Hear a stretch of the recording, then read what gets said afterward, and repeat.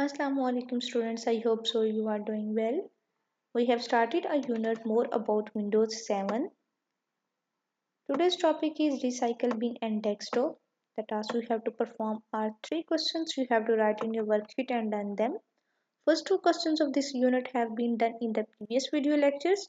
You can watch it on the YouTube channel of the PIP School System Hafizabad. Question number 3 is how will you delete the contents of a recycle bin? क्या आप recycle bin के contents को कैसे delete कर सकते हैं? So the answer is click the empty recycle button to delete the contents of a recycle bin. कि अगर आपने recycle bin के contents को delete करना है तो आप उस पर राइट क्लिक करेंगे और आपके पास ऑप्शन शो होगा empty the recycle button. उस पर क्लिक करें फिर आपका जो रिसाइकल बिन है वो एम्प्टी हो जाएगा। ठीक है, आप किसी भी फाइल को या फोल्डर को जब डिलीट करते हैं तो वो आपका रिसाइकल बिन में चला जाता है।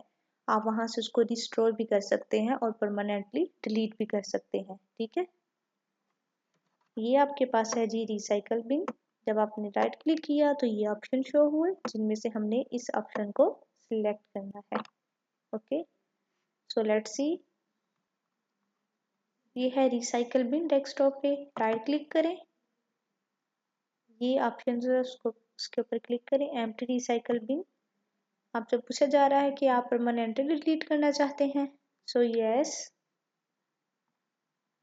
और ये देखें ये एम्प्टी हो चुका है। ठीक है, क्वेश्चन नंबर 4,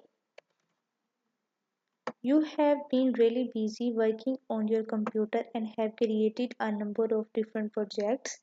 कि आपने अपने कंप्यूटर पे काम किया है और डिफरेंट प्रोजेक्ट्स उनसे वो क्रिएट किए हैं।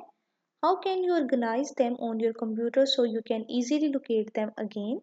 कि आप उन सारे प्रोजेक्ट्स को कैसे ऑर्गेनाइज करेंगे कि आप उनको इजीली जो सा वो लोकेट कर सके, यानी जब कभी आपको बाद में ज़रूरत पड़े तो आप इजीली उनको फाइंड आउट कर सके। Give reason for your choice of organization. So the answer is labeling the different folders by name can help us to stay organized। कि अगर हम ऑर्गेनाइज्ड रहना चाहते हैं तो हमें चाहिए कि हम उन फोल्डर्स का नेम जो है वो रख दें, यानी आपने जो भी फोल्डर्स वगैरह क्रिएट किए हैं उनको एक स्पेसिफिक नेम जो है वो दे दें, उनको लेबल कर दें ताकि आप इजीली उनको फाइंड आउट कर सके।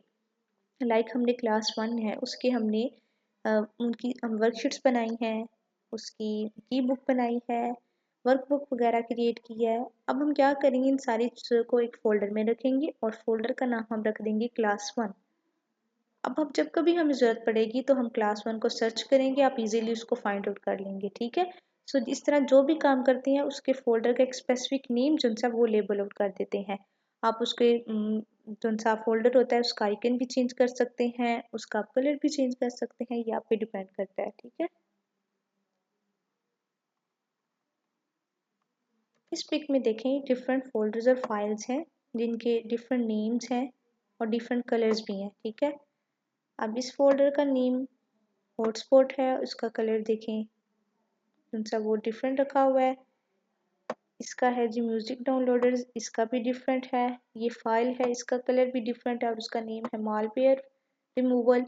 इस तरह जो भी फाइल या फोल्डर क्रिएट किया उसका एक स्पेसिफिक नेम रख दिया होगा। ठीक है, आप फाइल आइकन भी चेंज कर सकते हैं, फोल्डर का आइकन भी चेंज कर सकते हैं और डिफरेंट कलर्स भी है, ये देखिए।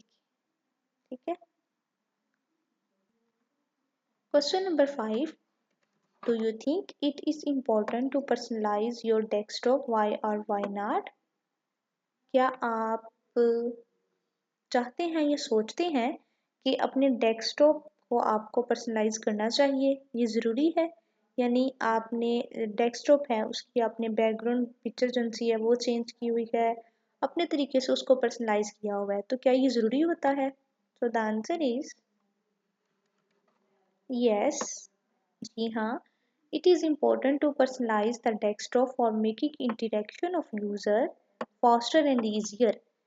हाँ जी, डेस्कटॉप को पर्सनलाइज करना चाहिए क्योंकि इससे यूज़र की जो इंटरेक्शन होती है वो इजी होती है और फास्ट होती है। ठीक है, यानी आपने अपना लैपटॉप लिया, आपने अपने डेस्कटॉप को पर्सनलाइज किया, उसके आपने सेटिंग चेंज की, यानी उसके आपने बैकग्राउंड पे अपनी पिक लगा ली और इसके अलावा आपने उसका कलर चेंज कर दिया, थीम चेंज किया, यानी अपने तौर पे आपने सारा जो है वो पर्सनलाइज कर लिया उसको, ठीक है। सो इस तरह करने से जब भी हम अपना लैपटॉप ओपन करेंगे तो आपकी जो इंटरेक्शन होगी वो ज़्यादा इजी होगी और फास्ट होगी, ठीक है। तो इसलिए हमें डेस्कटॉप को पर्सनलाइज कर लेना चाहिए। डेस्कटॉप पे जाके जब आप राइट क्लिक करेंगे आपको ऑप्शन शो होगा पर्सनलाइज का।